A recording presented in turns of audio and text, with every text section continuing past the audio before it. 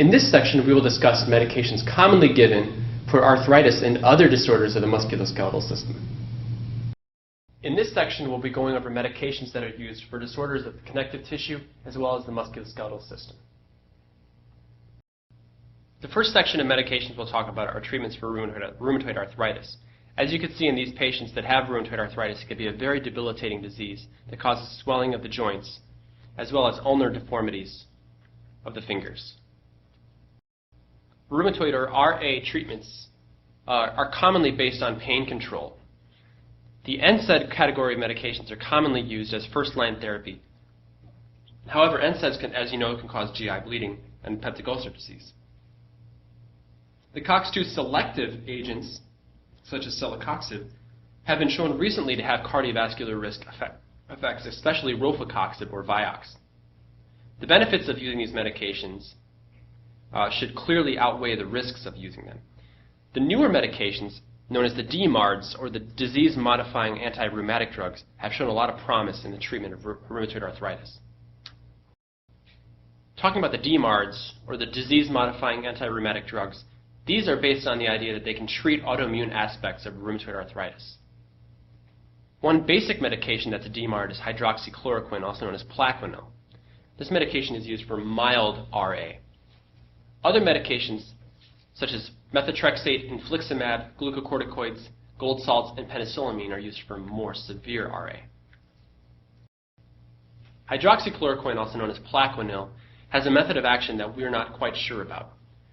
It's related to chloroquine, which is an anti-malarial, and it can cause a retinopathy, similarly to chloroquine. It can also cause hemolysis in patients that have glucose 6-phosphate dehydrogenase deficiency.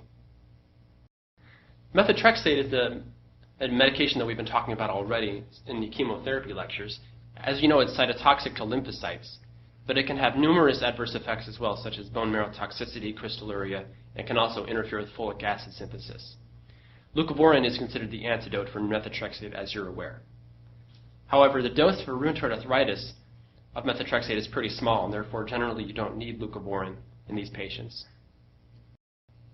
Gold salts are commonly used as well to treat rheumatoid arthritis. The way that they work is by interfering with monocyte and lymphocyte function. These medications can cause cutaneous reactions, such as skin rashes, however. Penicillamine is another medication commonly given for rheumatoid arthritis. The way that it works is by suppressing T lymphocytes, which are involved in inflammatory diseases. It can also cause drug-related lupus, proteinuria, and is degraded by N-acetyltransferase, and therefore these lupus-like syndromes can be seen more in patients that are slow acetylators. There are newer medications that are therapies specifically targeted against TNF-alpha.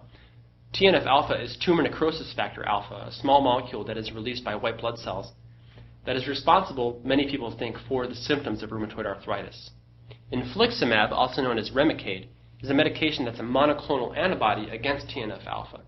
This medication has shown great promise in the treatment of rheumatoid arthritis. It's also used in treatment of inflammatory bowel disease.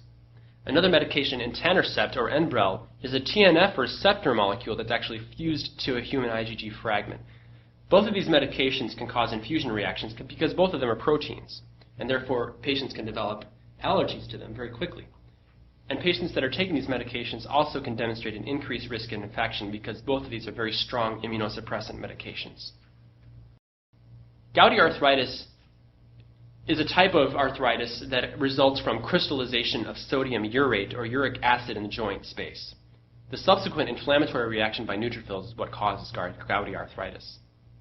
And as you know, uric acid is an end product of purine metabolism. Purine is part of DNA. Tophaceous gout generally involves swelling and extreme pain in joint spaces. This patient has a gouty tophus in the distal interphalangeal joints. Normally, gout involves the large toe. That's the classic place that you'll see it on step one. But you should be prepared for seeing gout in places that it normally does not occur.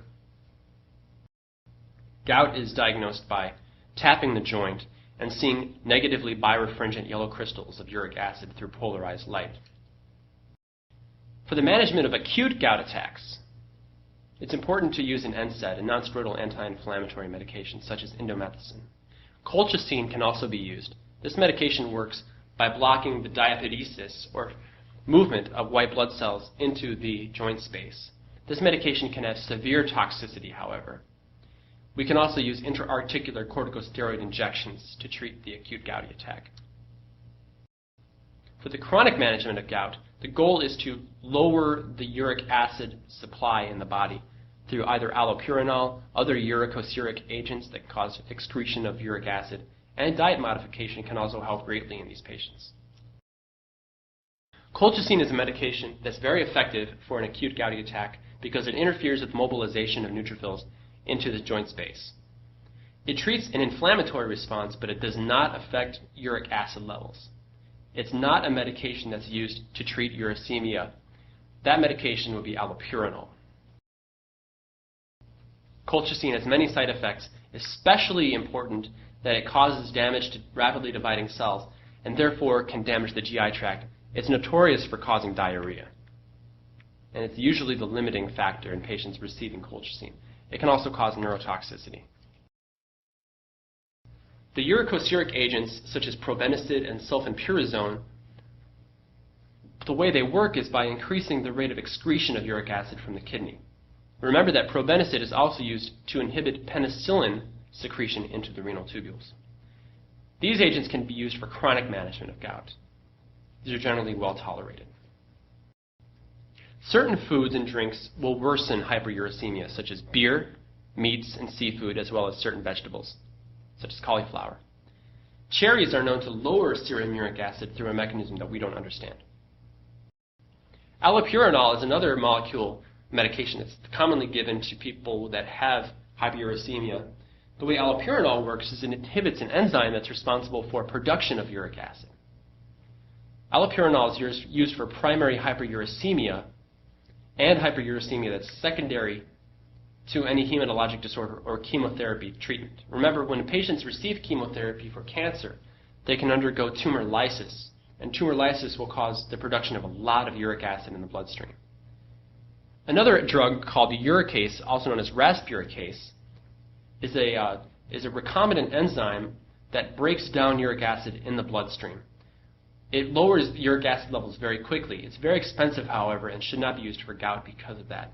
It's only for use in tumor lysis syndrome secondary to chemotherapy. As you can see here, the pathway from ribose 5-phosphate all the way to uric acid ends in a process that's mediated by xanthine oxidase that mediates xanthine's conversion into uric acid. This process can be inhibited by allopurinol. Allopurinol's major adverse effect is a severe skin reaction. Exfoliative dermatitis can occur in a small subset of patients. Patients that experience any kind of rash on allopurinol should stop taking the allopurinol right away because that rash can quickly get worse. Bisphosphonates are medications that are meant to help patients that have osteoporosis. The way that these medications work is by stabilizing the bone structure called hydroxyapatite. These medications actually stimulate osteoblasts, which secrete inhibitors of osteoclasts. Osteoclasts break down bone. So therefore, if they are inhibited, there's less bone breakdown in these patients. The basic structure of a bisphosphonate is two phosphate groups bound to a carbon atom that has two R components, which can vary based on the different medications.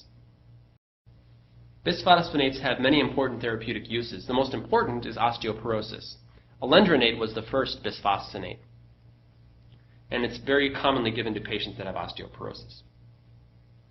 Patients that have Paget's disease, which is a disease of abnormal bone remodeling, can also benefit from bisphosphonates.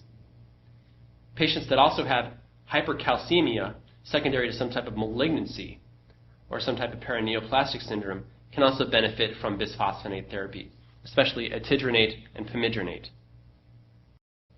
Bisphosphonates do have some adverse effects, however. They can cause defective mineralization in some patients.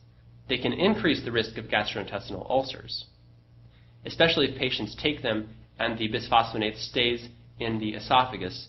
It can cause severe esophagitis. There are also rare reports of jawbone necrosis following administration of bisphosphonates, However, this is only in patients that have had severe mouth problems and have required to have oral surgery on their jaw. Calcitonin is another medication that's commonly given to patients that have elevated blood calcium. This is a human hormone, actually.